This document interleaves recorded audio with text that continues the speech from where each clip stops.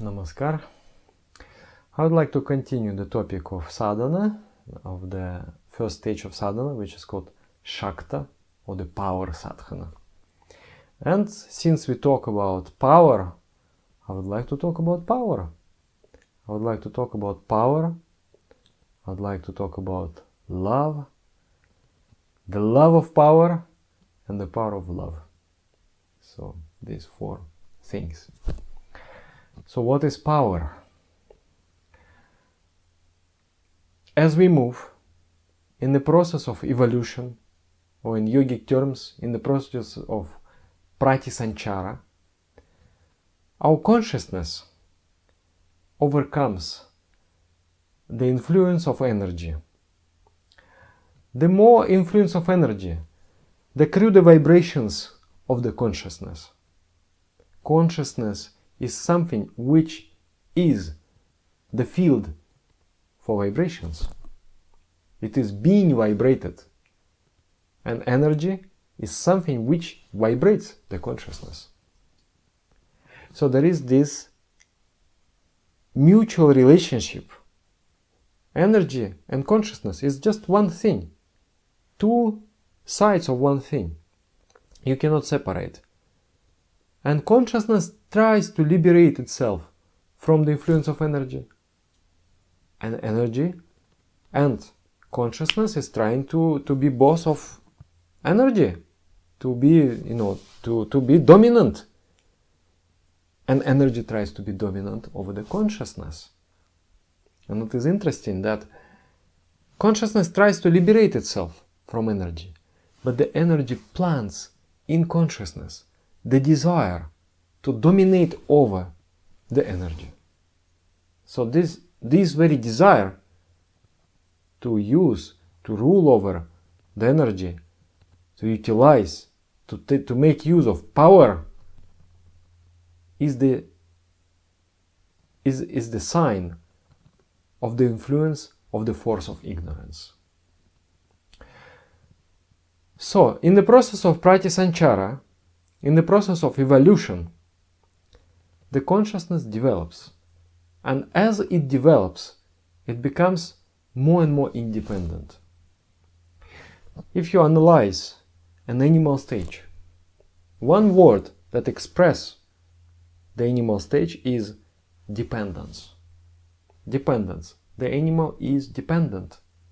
It is first of all dependent on the external environment. If there is a rain, if there is a sun, if there is a food around, so the animal will survive in those circumstances. Very much dependent on nature. And also, an animal is dependent internally, completely dependent on the nature, on the instincts. We have a dog, and that dog, when he will see a cow, when he will see a goat, he starts to shake like this and barking. Whoa, whoa, whoa, whoa. He wants to, charge and run after them and, do something nasty with them. And that is the nature. That is the instinct. He cannot control himself. But as a living being proceeds on the path of evolution, this control over the inner nature is gradually achieved.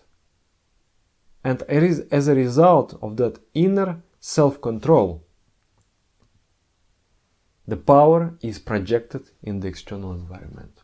You control yourself, and you slowly attain the influence over your external environment. So this control over yourself and control over the external is called power. So this is what is power. Then what is the stages of attainment of power? There are 4 stages of pratyahara yoga. I spoke in the last video about pratyahara. The first stage is called jatamana. You begin to struggle before you lift just in the mode of animalistic life. You want something, you take it. You don't have hair-splitting analysis in your mind whether I should do this, whether it is good or bad. So you just moved according to your instincts. But now you receive a system of do's and don'ts. What are the do's? Do. You do this. If you do that, your consciousness will be elevated.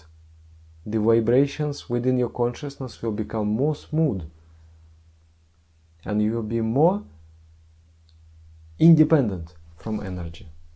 What are the don'ts? Don'ts. Don't do. Don't do this. Don't steal. Don't lie. Don't harm others. Because if you do, your mind will vibrate in a crude way and you will descend from the evolutionary path. You will go down. You get yourself crudified. So you encounter this system of do's and don'ts. And you know what is right, what is wrong. But there is this inner urges, and you want to do what is bad, but you don't want to do what is bad. So there is this struggle. And that struggle signifies the beginning of the first phase. As you struggle, you will get power. The power will be expressed in you. The consciousness will slowly overcome the influence of energy, and the power will manifest. This is the first stage. Second stage is called Vyatireka. Vyatireka is when you make progress. And the first stage is very painful. You just struggle, but you don't see why you have to struggle. Oh, you know, all the normal people, they live, they enjoy their lives. Why I have to follow this spiritual path? Maybe I should not follow. No, I should follow.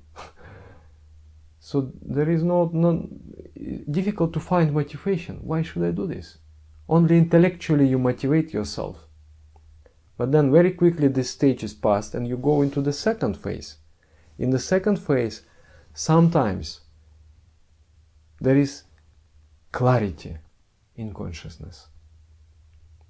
At that moment you feel, oh, finally, I broke through all that greed, jealousy, anger, lust. Now I'm free. You feel yourself sanctified through the process of meditation, through the process of sadhana, through the process of your spiritual effort. And you believe that I will never come back to the darkness. And you stay in that state for 1 day, for 2 days, for 3 days. And slowly you feel the darkness again makes itself present. And then slowly you lose that clarity you don't want, but you lose that clarity. And again you enter into that struggle. In the state of clarity, there is no struggle, because you enjoy the higher state of consciousness. In the higher state of consciousness, there is no those lower tendencies of the mind. But then again, the mind descends, and then you feel that you need to struggle. So this is the second phase. In the second phase, society will perceive you as an extraordinary individual. They will understand that, oh, this man, this lady is something very special. He has charisma, he has power in himself. There is something about that person. So the society perceives such person as an extraordinary individual. So that is very quickly, by the dint of sadhana, by the dint of the spiritual practice, person becomes extraordinary. Then there is a third stage. And the third stage is called ikendriya. All the tendencies of the mind, they become focused.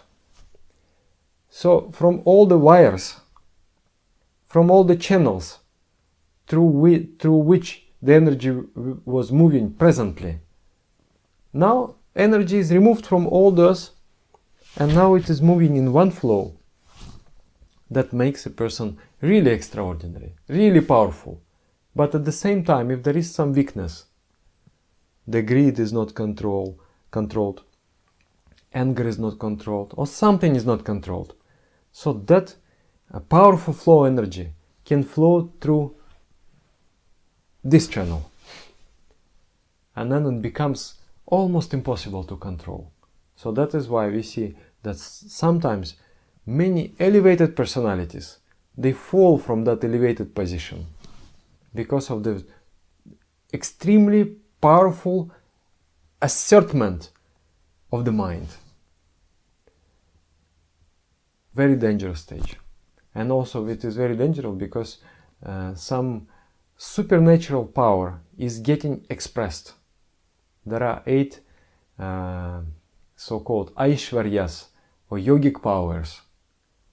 And then as you proceed on the path of sadhana, those 8 powers getting expressed in you. And those powers, they tempt a spiritual seeker to use them. So at this stage, if love for Supreme is not developed, bhakti is not developed, it is impossible to pass this stage. Because the person will struggle, elevate himself to here. And then, if there is no love, he will be tempted to use the power he acquired. And then he will start descending. Why he will start descending? Because every action creates vibration. Every time we do something in harmony with the Supreme Consciousness, we feel the harmony of the universe, and we don't feel ourselves separate from the universe, but we act as a intrinsic part, in the part and parcel of this universe, and express the will of the universe. Such action, such harmonious action, is elevating the consciousness, and we become more and more free from the influence of nature, from the influence of energy. But every time we make action in the egoistic consciousness, feeling that I'm separate from the universe and I want and I will do, so that kind of action creates the violent vibration in our mind, and it creates the crudification of the mind, and we start falling. So the consciousness will fall, and the point will be reached when that power which has been achieved previously is not anymore, you cannot control it anymore, and then you lose the power also. So that is the very sad situation of the dark path. You develop, you acquire power, you start using the power, you degenerate. And it can repeat many times. It depends. Sometimes you can degenerate really strong, and then you lose the human status also. The mind becomes subhuman, achieve the subhuman form. But if there is love, then if you love Supreme, you will feel bliss, you will feel attracted to the Supreme Entity, and the power will be perceived as something insignificant. It will not tempt the consciousness, and you will be able to pass that stage and go to the final stage of power. And that is the final stage, is called Vashikara, or absolute control over the tendencies of the mind. Such person becomes all-powerful being, Vashikara. And there is no force on earth that can stop such a person. He is always successful, or she is always successful. So that is about power. Interesting thing, like in the Star Wars movie franchise, I like that movie. Well, many things are quite stupid there, but some things are very perceptive. There is this line about the Jedi people and the Sith people, the dark side of the Force and the the light and darkness. And the beautiful thing, it is very, very correct. They understood it. I don't know how they understood, but psychologically they could penetrate the specialities of those paths.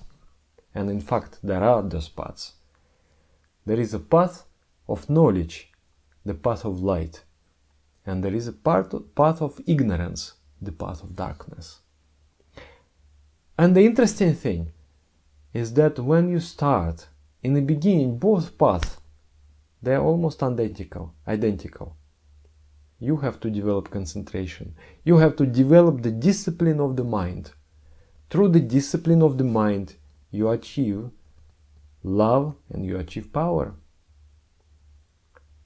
But the goal of the path of knowledge is the attainment of the supreme wisdom, is the attainment of God, is the attainment of supreme consciousness. And the goal of the path of darkness is the attainment of power. I was watching recently, there is this Star Wars Rebels, is called. It's one kind of cartoon movies. And there was this one episode where they explore the dark side. And there was this, beautiful expression describing the dark path.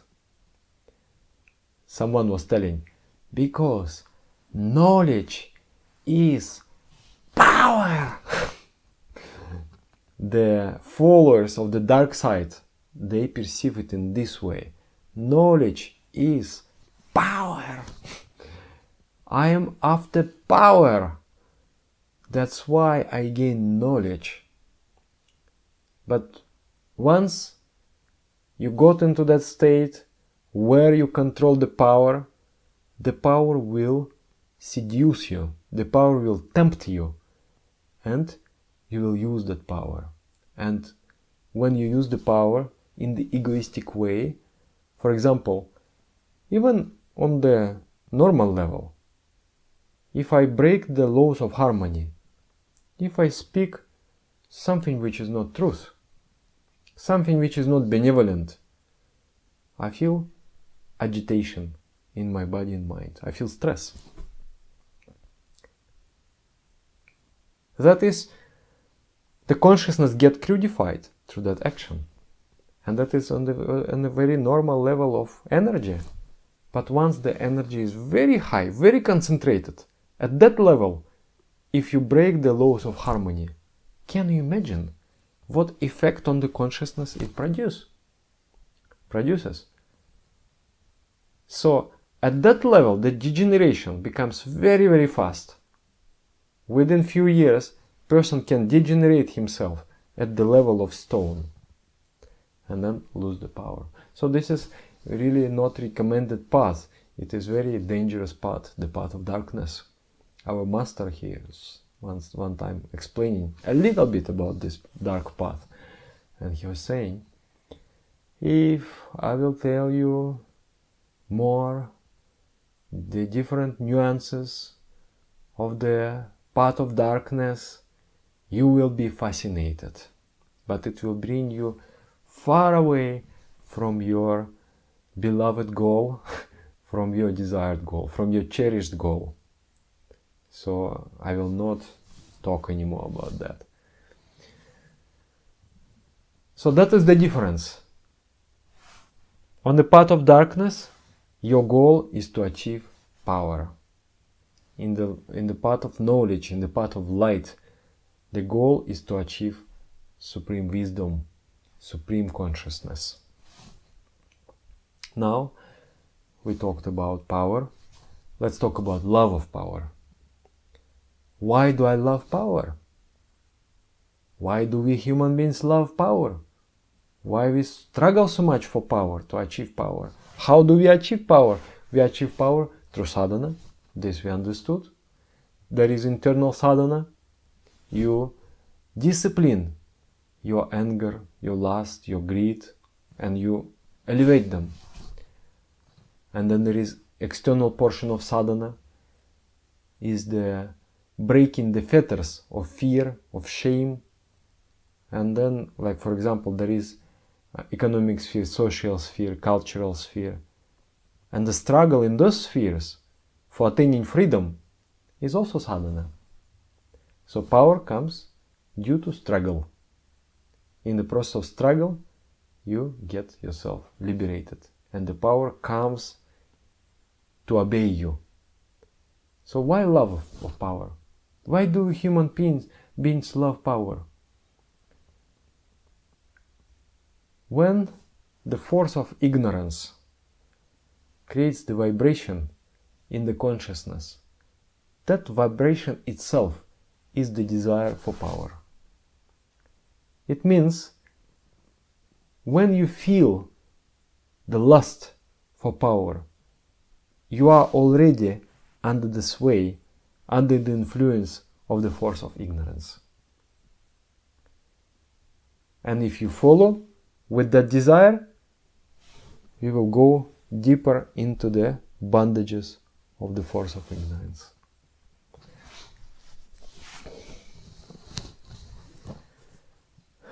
Okay, let's talk about love.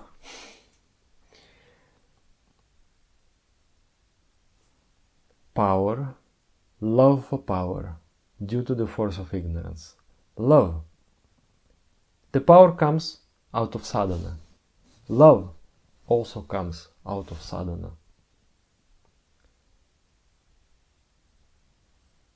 We love things. We love things of the world. I meet a woman, I meet a man, and I fall in love. What is this love? I want to think about her all the time. I want to think about him all the time. That is love. Attraction. So, attraction for the divine, attraction for the Supreme Consciousness is the result of sadhana, is the result of inner purification. Imagine there is a lake and there is a moon, and the moon is getting reflected in the lake. If the lake is stormy, the reflection of the moon is broken. But if the lake is very peaceful, the moon is perfect. So, if your mind, if your consciousness, if there are too many vibrations created by the force of nature, there is very broken reflection of the supreme bliss. But if the mind is very serene and peaceful, then the reflection is perfect. And that perfect reflection creates inner bliss. And it creates the desire to think more and more, to move more and more, faster and faster towards that source of infinite bliss. I compare it with the falling on the sun. There is a rocket. You shoot the rocket into the space, to the sun. So when the rocket is taking off the ground, it has to spend lots of fuel and make lots of effort. The farther it goes away from the earth, the less becomes the gravitation of the earth, the less effort you have to do. And then when the rocket crosses some portions of the distance between sun and earth, when it arrives at the point where the gravitation of the sun becomes stronger than the gravitation of the earth, the rocket does not need to make any more effort. It will just start falling on the sun. So in meditation is a similar thing. You make an effort, you purify your mind, you make an effort, you make an effort, you make an effort, and the point comes when you don't have to make an effort anymore. You just feel that you are attracted to that supreme source of the beatitude. That is love. That is divine love. So divine love is the result of sadhana, spiritual effort. The power is the result of sadhana.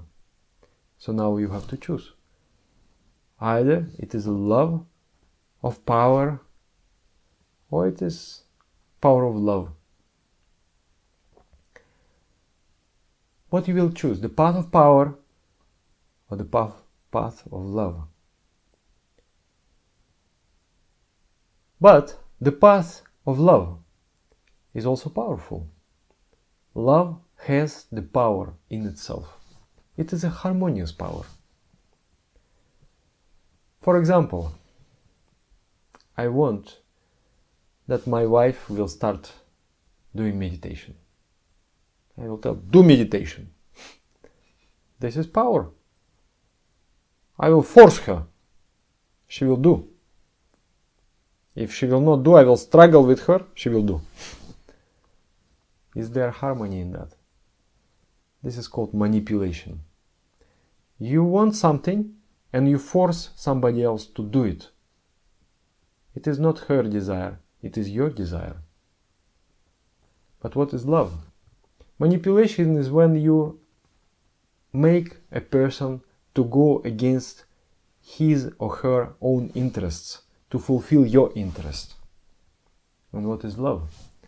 The love is to understand what is the need of the person, understand of what is his or her deeper need, and allow that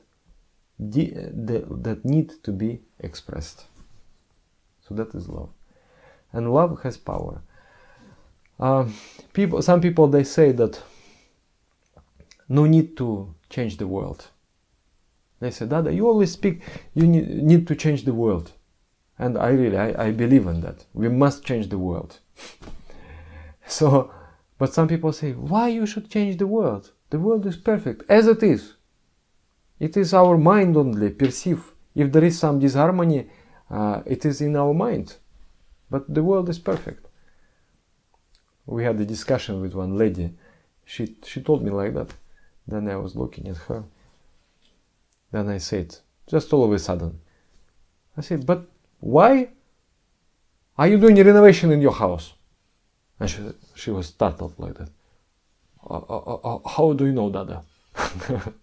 Actually, I didn't know. It just came in my mind. I said, you do renovation in your house. Why? The world is perfect. Why you have to change it? If you love the world, if you want to be in harmony with the world, you have to understand that the law of the world is the evolution. There was no time in history when the evolution was not going on. So the constant change is a part of the cosmic harmony. So if you want to get yourself attuned to that, you have to agree that changing and developing and becoming better is the order of the macrocosm. Is how the things are. So if you want to be in harmony with that kind of world, you have to accept that evolution, that the positive change is needed.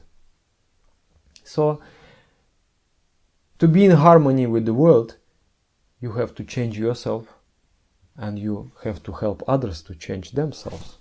So there is this saying in the East, the lover is the sculptor, is the architect of his beloved.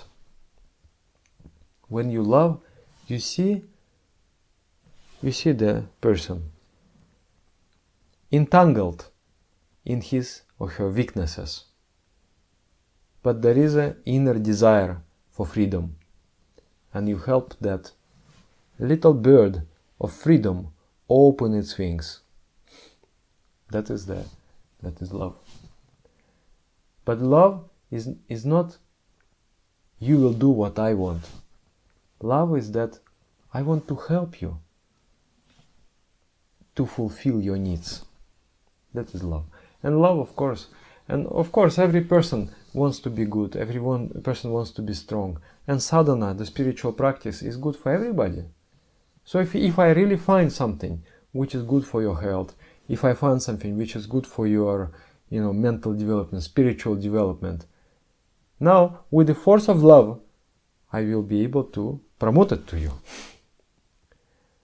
But love, I need to spend time with you. I need to say good words to you. I need to give something to you. That is the expressions of love. And then if I accumulate those expressions of love for 1 week, then maybe at the weekend I will say, darling, let's go meditate together. Oh yes, of course, let's go. And that is also power. That is a kind of power, the power of love. But that is harmonious. That is the difference. Like the power of I, the power of ego, is this, it is not harmonious. I want to make everybody do what I want. And power of love, I want to find out what you want and help you to do that. So that is a very subtle thing, and I'm really trying to understand it deeper and deeper, because the tendencies, the human mind is always in between the darkness and light. The darkness is calling, the light is calling. So we have to understand what is darkness and what is light, and choose wisely. So we have discussed what is power. The power is the result of sadhana, the result of your spiritual effort. The more you do effort, the more powerful you are.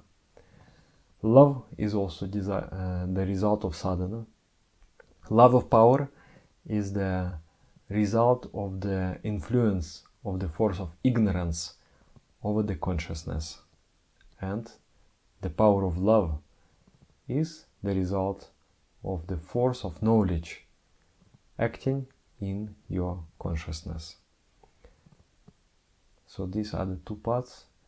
I'm going to speak more about first stage, explaining the practices, explaining the different examples on this first stage of sadhana, where your consciousness is acquiring freedom from the influence of energy.